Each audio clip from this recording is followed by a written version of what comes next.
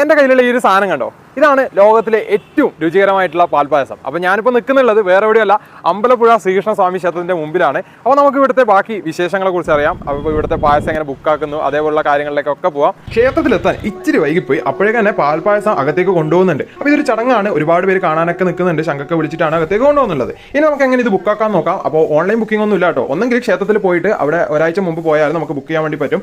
അല്ല എന്നുണ്ടെങ്കിൽ നമ്മൾ പോകുന്നുള്ള ദിവസം ഈ ഗുരുവായൂർ നടയിൽ ഇതുപോലെ ക്യൂ നിൽക്കുകയാണെങ്കിൽ ക്ഷേത്രത്തിൽ നിവേദ്യത്തിന് ശേഷം ഉച്ചയ്ക്ക് നമുക്ക് ഒരാൾക്ക് 1 ലിറ്റർ പായസം വെച്ചിട്ട് കിട്ടും.